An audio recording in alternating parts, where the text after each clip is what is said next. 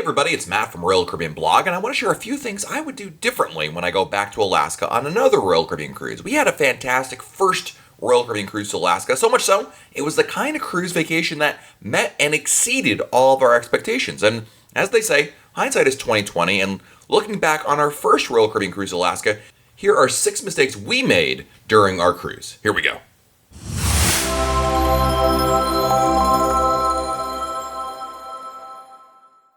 The first mistake we made was assuming a balcony stateroom was a necessity. Now, if you read any blog post, feature article, or message board post about taking a cruise to Alaska, pretty much everybody seems to mention the importance of booking a balcony stateroom. So much so that it makes it seem like if you're not booking a balcony stateroom, that you're making a mistake in that. Over our 7-night cruise, we stayed in a junior suite balcony room, and it was a spacious room with some really nice perks. However, I really don't feel that staying in a balcony stateroom is that must-do that everyone made it out to be. To be fair, having a balcony room is really nice, and I enjoyed walking out there whenever I pleased to enjoy the scenery around you. Having walked the ship, I felt there were numerous and ample opportunities to enjoy the scenery passing by without the need for your own private balcony. By far, the best time for seeing the most compelling scenery is during the Tracy Arm Fjord morning, culminating with a marvelous glacier. The ship does a 360 spin to provide everybody with the view of the glacier and surrounding areas. If you rely purely on your balcony, you'll miss out on a great deal of the viewing time. Moreover, the public decks are not that crowded. I surveyed the crowd on the helipad, pool deck, and near the flow rider area, and in all cases, it was quite easy to walk up and snag a spot. Booking a balcony room is not a mistake by any means, but when you consider how much more a balcony room will cost versus one of the interior rooms, saving a lot of money and opting for the interior room, money that can be spent later on some really amazing excursions, is a really good idea. The next mistake I made on my Royal Caribbean cruise to Alaska was booking City Pass in Seattle.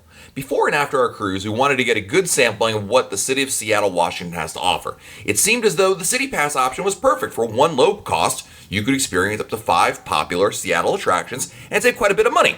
There are 2 reasons why I believe buying a City Pass was a mistake for us at least. First, we underestimated the amount of time we would need to do it all. I really thought between the day we flew into Seattle before the day of the cruise and the day after we got off the ship, we would have more than enough time to visit all the attractions included in the City Pass. But between travel fatigue of getting into Seattle and the post-cruise fatigue, the reality was we needed much more time to see it all, in addition to meals and catching up on sleep.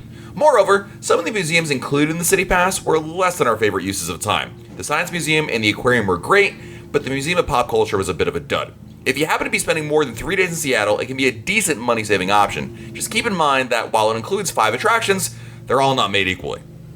The next mistake we made on our Alaska cruise was not spending more time at Mendenhall Glacier Park. When planning our day in Juneau, we leaned heavily on the guided tours available through Royal Caribbean.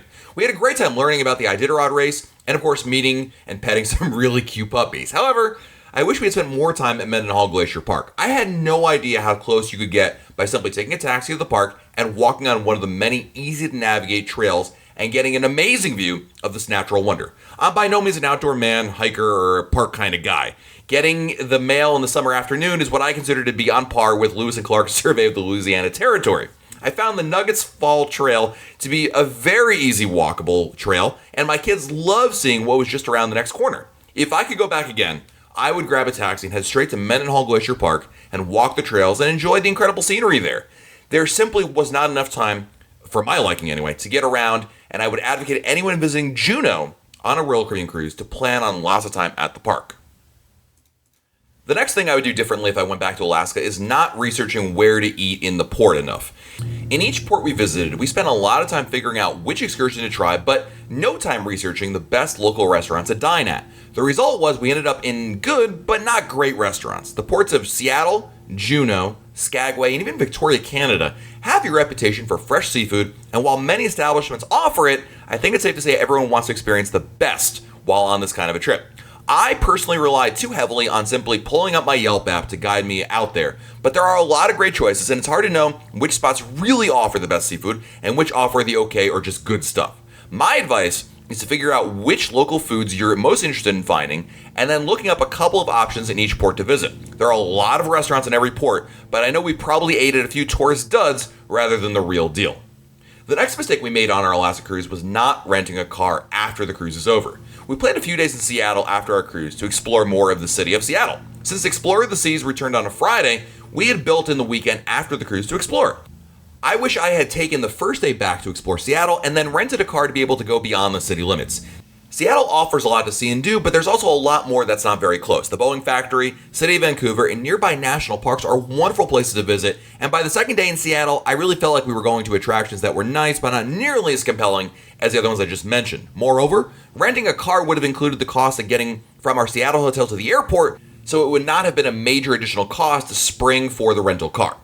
And the last mistake we made on our Royal Caribbean cruise to Alaska was not attending more of the lectures on the ports that we visited. Royal Caribbean offered complimentary lectures presented by higher education staff on the history and culture of the ports we visited, and I really wish we had attended these. As is often the case on Royal Caribbean cruises, we must juggle the multitude of activities offered on board, in addition to the ever-tempting nap. And unlike a Caribbean itinerary, the lectures provided on board offer important context for the adventures you'll be taking on shore later in your visit. These lectures may not offer money-saving tips or pitfalls to avoid, but they do offer the kind of insider look at these ports that I think helps improve your appreciation of each city when you go to visit them later. The other guests on my cruise that did attend these lectures reported back having a better understanding of the history and significance of various landmarks and institutions they would see in port. I think it's far more valuable to know about why the places you visit are important rather than trying to learn and appreciate at the same time. Well, there you go. There's all the mistakes we made on our first Royal Caribbean cruise to Alaska. What do you think about the mistakes from my first Alaska cruise? If you've cruised to or visited Alaska, what mistakes do you feel you made? Any questions for those taking or considering an Alaska cruise? I'd love to hear your feedback about your experiences. It's both interesting to us and helpful to other readers, so please share your thoughts below in the comments. This is Matt from RoyalCaribbeanBlog.com. Thanks for listening, and thanks for watching. Until next time, we'll talk again soon.